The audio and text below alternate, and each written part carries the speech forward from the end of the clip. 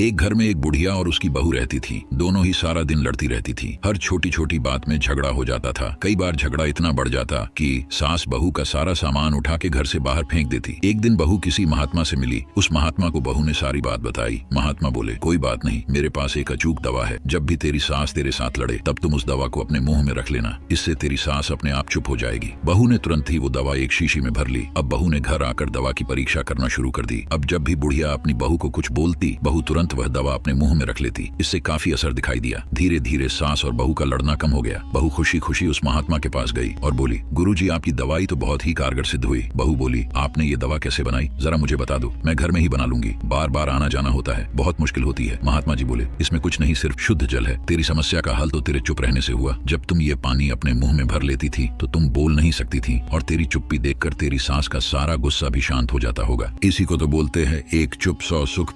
बोलो राधे।